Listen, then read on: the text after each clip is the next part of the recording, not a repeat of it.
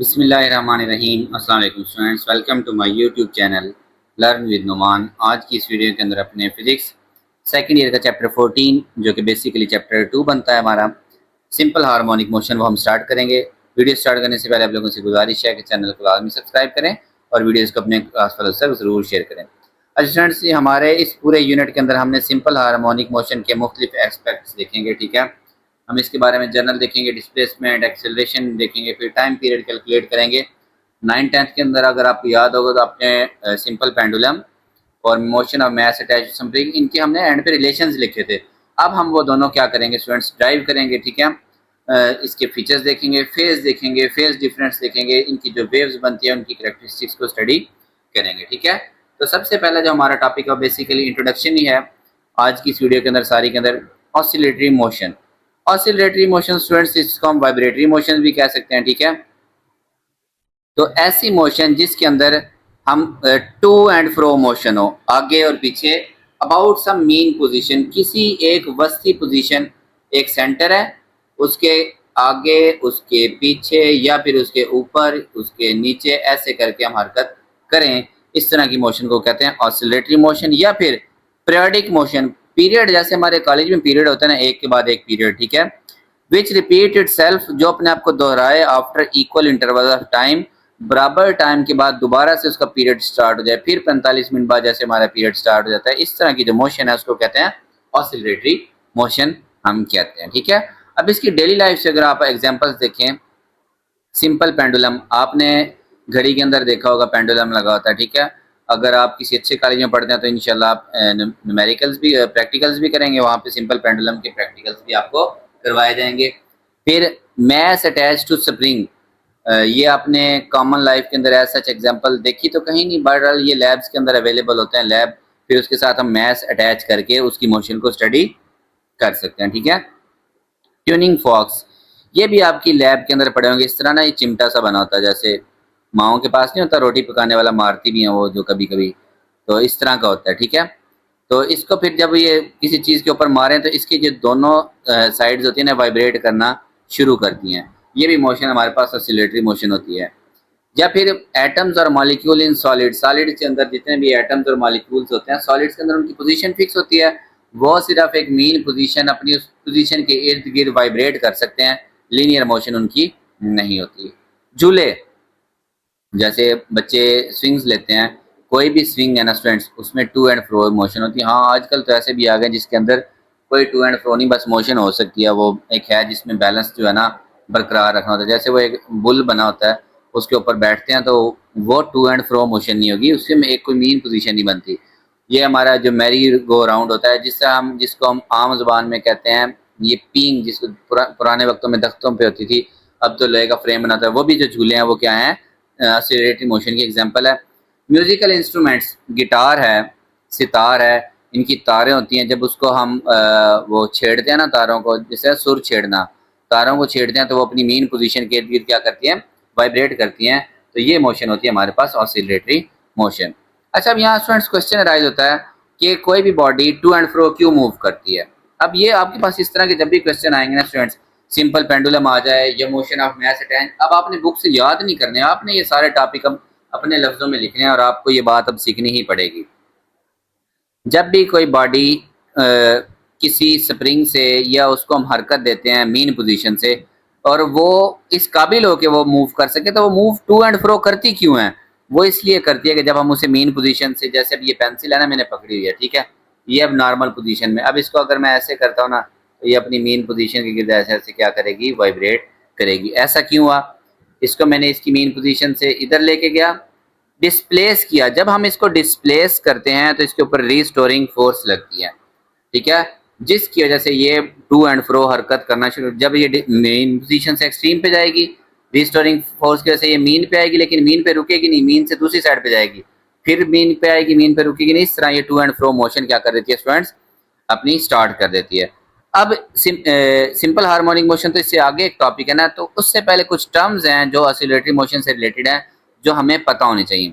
अच्छा, सबसे पहले उसके अंदर स्टूडेंट्स वाइब्रेशन, वाइब्रेशन क्या होती है स्टूडेंट्स, एक पूरा चक्कर कह सकते हैं, एक पूरा साइकिल हम उसको कह सकते हैं कि वो क्या होगी हमारे पास, वाइब्रेशन कहलाती है। ठीक है, one complete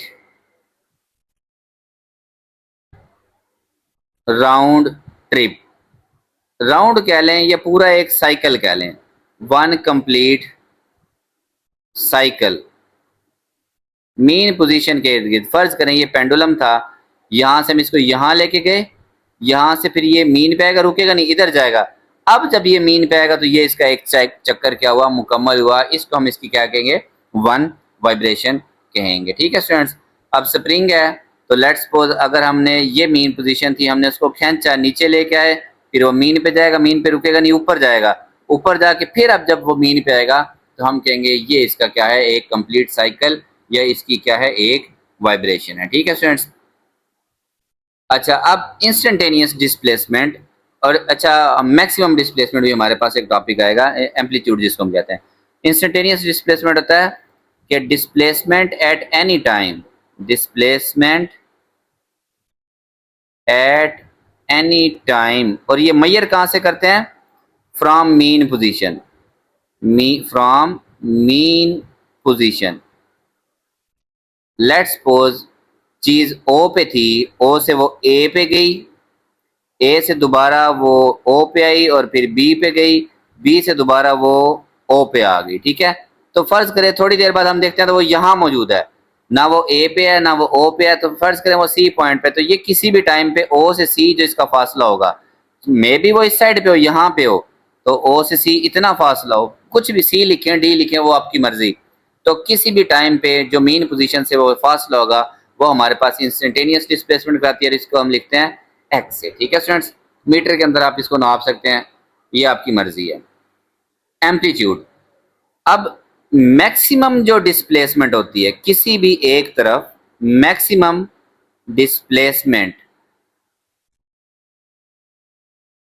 from mean position, from mean position से जो मैक्सिमम डिस्प्लेसमेंट होती है उसको हम कहते हैं एम्पलीट्यूड, और इसको हम लिखते हैं स्टूडेंट्स एक्स नॉट से।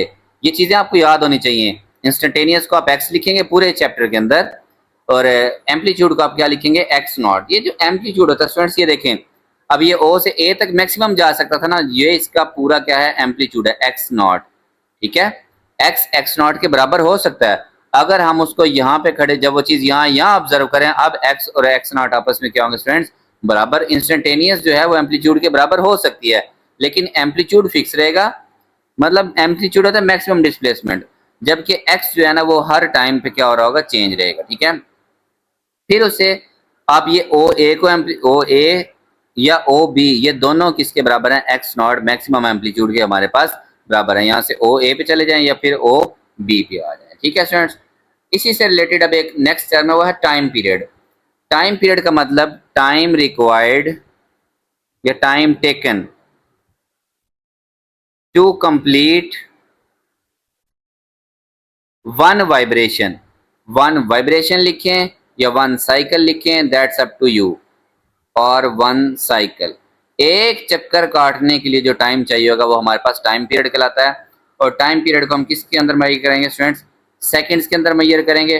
टाइम पीरियड फ्रीक्वेंसी का उल्ट होता है, फ्रीक्वेंसी ज्यादा होगी तो टाइम पीरियड कम होगा, टाइम पीरियड कम होगा तो फ्रीक्वेंसी ज्यादा होगी, ये उल्ट, एक दूसरे के उल्ट है। अच्छा, इसको लिखने का तरीका 2π/w।